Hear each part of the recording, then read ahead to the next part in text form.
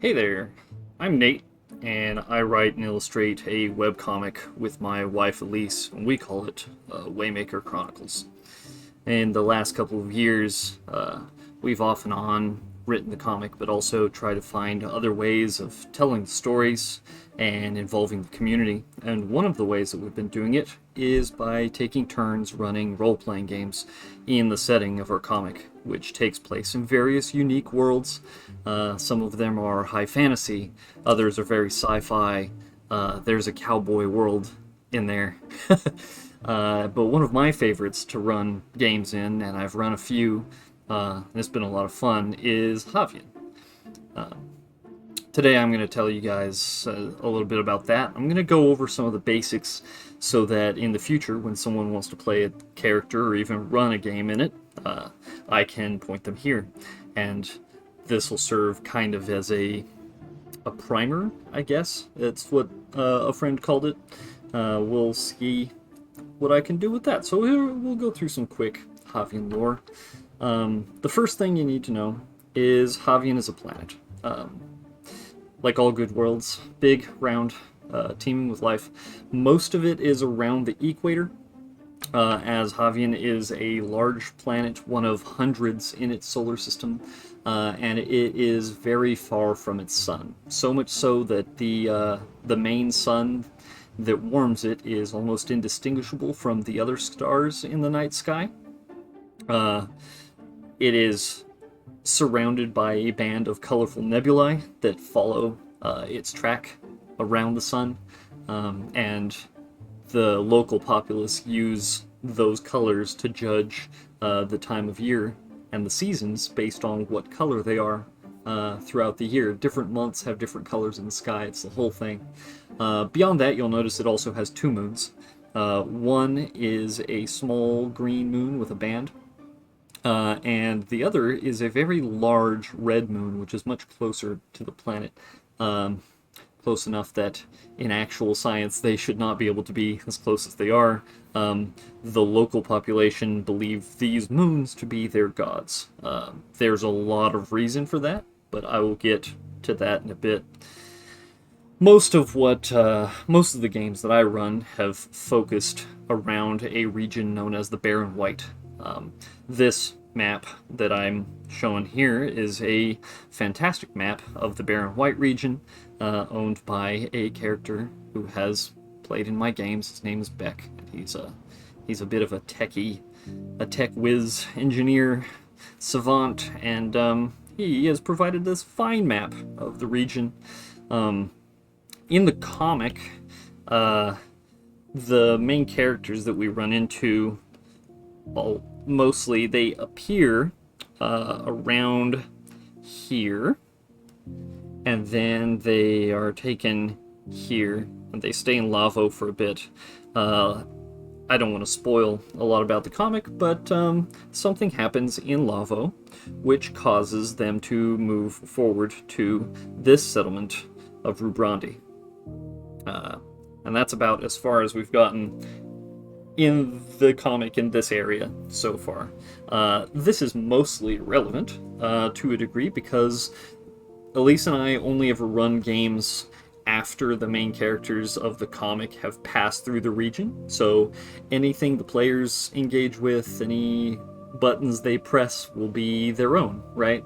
They'll be able to affect the world and make changes and do all kinds of things like that. The world responds to them, but we don't have to worry about interference with the original storyline from the comics. It's an independent thing. But one thing that is important is the thing that happened here in Lavo caused many people to become refugees. They're not able to live there anymore, and so they've expanded. They've gone to all sorts of different directions. They've crossed the land. Many of them have wound up in Rubrandi, which is kind of a big deal city. Most people didn't know it existed until very recently, when the communications opened again.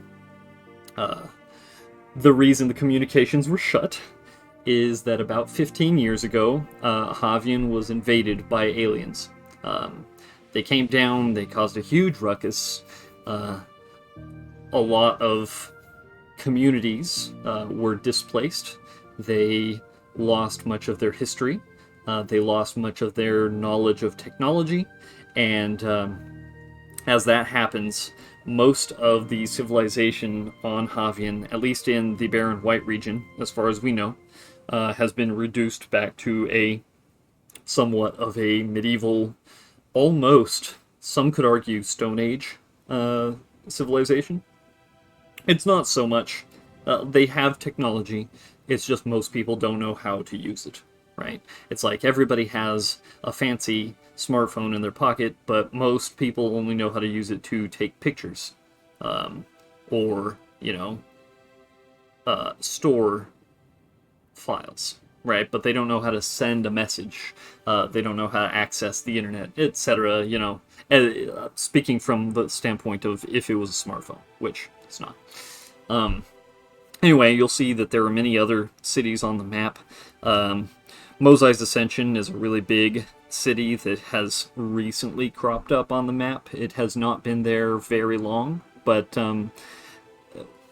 no, I shouldn't say that. It has been, but only in recent times has it flourished to the degree that it is currently known. A recent city that has truly popped up very recently is this Oyofodohi. This is a city that was actually recently founded by players. So the map expands, it grows, more stuff shows up on it, sometimes player-based. But this is the Barren White, this is the region that I generally tend to run the games in. Because Havien is a very cold planet, most of the weather that can be expected is going to be icy. Cold winter storms. They have the Great Sea and the Flow, which are the two main bodies of water in the region, and those are partially glacial. They are very dangerous, and most people do not deal with the water if they can help it. Though the water is a huge source of food, so you have intrepid fishermen who tend to go for that. Beyond that, there are many creatures. There is much fauna, much flora. The planet, because it is cold, has plant life, but the plant life requires additional sustenance besides the light of the sun, because the sun is so far away, and they can't really live on starlight and moonlight. The plants on Havien are all carnivorous, like pretty much every single one, at least to some degree. And not just in a way to catch small bugs, they catch large prey as well.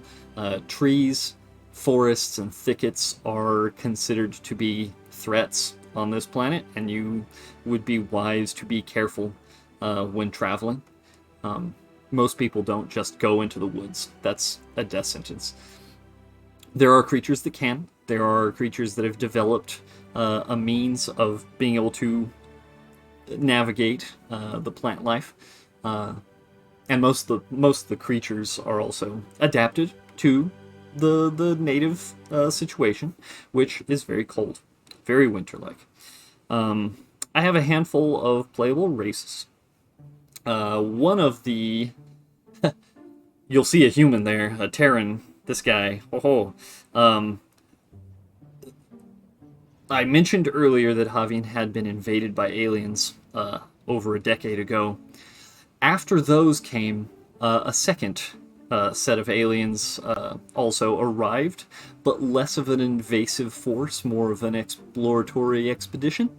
And they wound up sticking around and making their mark. So there are humans on Havien.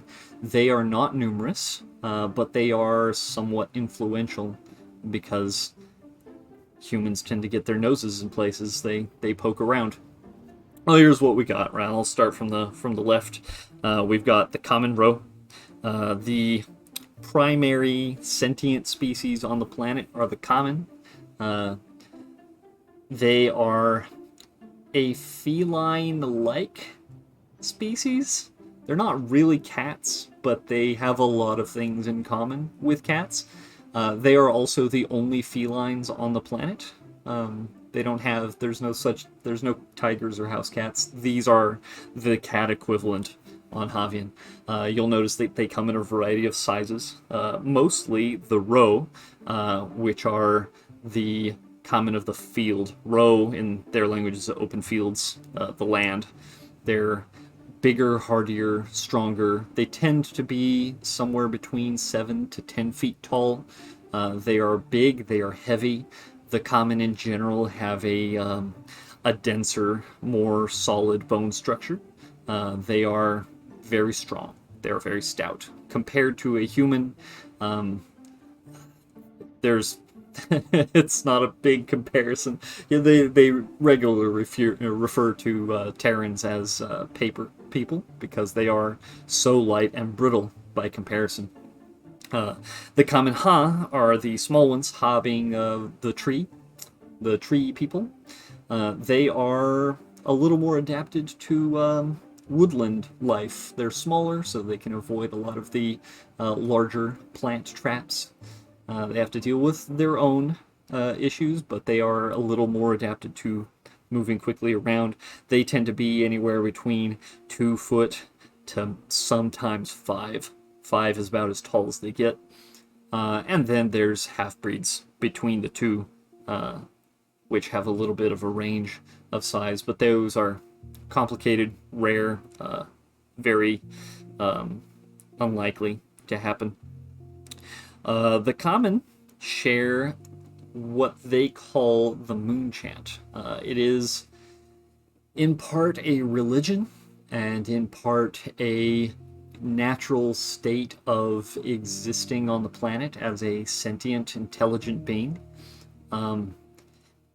Everything on Havien has a undertone of psionic presence. They can read minds. They can send messages into heads. They can affect thoughts, and they can listen. They can hear, and this effect that they have, this moon chant, has allowed some of them to hear things that would not normally be heard. And some of them can hear the voices in the moons, which is why they treat them as gods. Because the moons, apparently, have a psionic presence as well. Just like every plant, animal, and person that is native to Havien, they all have a part in this moon chant. Some of them are stronger in it than others. Most people have only kind of a subconscious attachment to it, but some have a stronger attachment to it, and these individuals they call thought speakers. They are the ones that wear these beads in their hair, like so. They wear them to show that they are a thought speaker, because thought speakers are useful to any society and to have around, because they can push thoughts, they can listen, or they can block thought speech in an area. They are usually looked to as spiritual guides or charlatans, and it's good to know which one you're dealing with when the time comes. Then we have Terrans, which are your bread and butter sci-fi human. Most of them do not look like cowboys. This one is one of my players, Arcadum, which was fantastic. This is Atos, and he was very cowboy themed. They're not always. Most Terrans are very heavily tech influenced. They're very sci-fi about it. They like their gadgets, their guns, their vehicles, but they are not suited very well to the climate. They get cold, and the planet being larger has a higher gravity than the planet they're from, which is not Earth. It's called Terra. It is similar to Earth, but it's not Earth. Earth exists in the Waymaker Chronicles. They're not from it. They are a different breed of humans. Because of the gravity issues and the heat issues, Terrans are covered in tech and gear to help them survive the climate. They have braces on their legs and lower back that keep them from collapsing over time. They wear heat suits. They have visors that allow them to see in the dark a little bit better because it's always night on Havien, pretty much. They have a day-night cycle. The night is darker because you can't see the band of colorful stars, and during the day there are colorful stars, but that doesn't really affect the brightness of the environment. So Terrans have to wear special visors to be able to see. The main characters in the comic, Karn and Rin, get a pair of these visors as well because they come from a very sunshiny planet, and they're incompatible with Havien. The final player character race on the list are the Gidon. They are small, sloth-like beings. They have long quills, sharp beaks, even sharper claws. They can see very well in the dark. They have a variety of senses that make them particularly attuned to the wild places. Their quills are incredibly sensitive and will snap off at the sign of danger. So if they get grabbed by a plant, chances are the plant only grabs a quill and they'll come away, allowing the Gidon to escape to safety. The word Gidon is a common word for small beast. And for the most part, the Gidon are not considered civilized. They have their own very tribal society that is mostly untouched by civilization, and occasionally one comes out on its own to join a party of adventurers. The Gidon have a strange connection to the moon chant, the thought speech that every native creature has. The ones that can access it in a meaningful way, we'll say casters by roleplay standards, ones that can do things that are not physical, right? Attacks of the mind, defenses of the mind. When a Gidon is capable of doing it, they have a different way of thinking about it, and when they use any thought speech at all, there is a chance that an additional effect will happen. Somewhat like wild magic, but it is specific to the moons and the way nature works on Havien. Conversely, Terrans are immune to thought speech because they are not native. They can't be affected by it, they can't be harmed by it, they can't be healed by it. They have to figure their own thing out. Terrans are... they're hard mode. If you want to play this game as a role-playing game, Terrans are... you have to have a lot of gadgets, and if you lose your gadgets, you die. But that's the player races that we have here. There are a variety of creatures on Havien, as I had mentioned. This is a flossmite, illustrated by Crimson Crow. It's great. It has knitting needles. The real ones don't have knitting needles, but it's funny because it has an attachment to some popular common folklore. That because Common have a tech that almost everyone has and knows how to use, which allows them to store and replicate matter as data. So for example, if you tear your clothes, well, you just upload your clothing into a pack and then download, restore it from the original scan, right? The original scan doesn't have a slash in it, and so it is fixed. Explaining how that technology works to small children is a little more difficult. So mothers tend to always, as always, come up with more fanciful explanations. And one of these is because flossmites are one of the main sources of wool and thread for fabrics. It is said that they come in the night and they will repair your clothing. So if you put a hole in the knee of one of your pants, you just hang it on the edge of your bed, and overnight floss mites will come and they'll stitch it right back up. They're cute, they're small, they're about the size of a football. It's an arachnid. They're a type of spider, technically. They have a floss kind of webbing that they produce, as well as their fur. Let's see. We got pico birds, which are a pretty common corvid that you can see in the Barren White. They can be domesticated, but it is difficult. As just like everything else, they are carnivorous. Kyriakodons are a mount that is regularly ridden by common. They are sort of a crab horse. They're not particularly fast, but they are very stout and very sturdy. They can carry heavy loads, and they can also walk almost indefinitely despite weather. They don't tire as easily as most things, so they make excellent mounts. Another great mount is the Licori. These are much faster. They are a type of bird, and they're usually mounted by larger common, like the roe. And let's see. Hassa are a common issue that you may run into traveling through the Barren White. They're big flying squirrels. They cannot fly, they can glide, but they are as big as a man, and they are usually hungry and hunting in packs. Tunkui are a big source of meat that can be found at the edges of the water. They can, like everything else, be quite dangerous.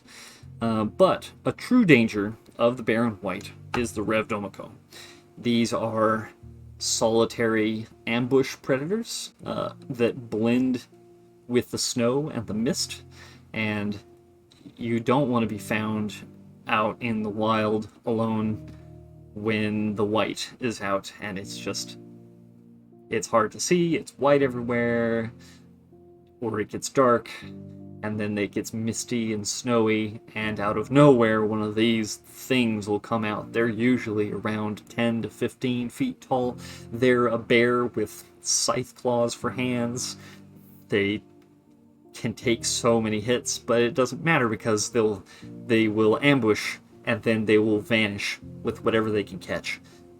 They are usually solitary hunters, so at least there's that.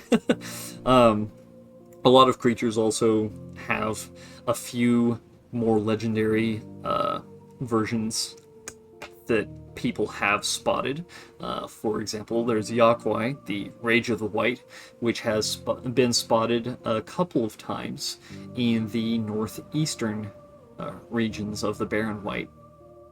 It is a Revdomiko that has been around for over a decade. It is bigger, it is faster, it is meaner, and no one has been able to take it down. There is a bounty out for it. It is, at your own risk. But there are a whole variety of creatures and stuff. Yeah, that Revdomiko is like over here. You'll see Revdomiko all over the place, but that one is up in the northeast currently. Beyond that, the main antagonist creatures that you would run into playing in one of these games would be the Meganos, which are the original invading aliens. I don't have an image up for them. They take various forms. One thing about them is that they have very quickly adopted technology and cybernetics after observing the Terrans after they arrived. The Meganos appear to be a hive mind of sorts and share information amongst themselves very quickly. And so nobody knows exactly what their deal is and what they're after. Thought speakers will tell you that if they poke into their minds to find that out, you get a lot of questioning about where the Galatus is, but that's it. There's no clues on what that is or who that is. It hasn't been made known to the people of Havien, so that's kind of one of those weird mysteries that never quite gets answered or hasn't yet. We'll see if anybody finds answers to it. Yeah, that's kind of an overall primer of what one would need to know, I guess, to start playing. Uh, Depending on what race you chose. Common Ro tend to be more solitary in their upbringing. Common Ha are very, very family oriented. Where you find one Ha, you'll find 20 or 30. They're in large groups. The Gidon are they're tribal, right? They're barbaric, but also very group oriented. The Terrans are opportunists, and they're smart. They're very smart, and they're always up to something. A Terran doesn't show up somewhere without a plan. They are always somewhere for a reason. So depending on what type of character you were thinking of playing, there are some options. Yeah, I think that mostly covers it. As far as classes, so far I've been using 5e, D&D. I've considered using Daggerheart. I've considered a couple of other systems as well. But for the most part, I've been using 5e.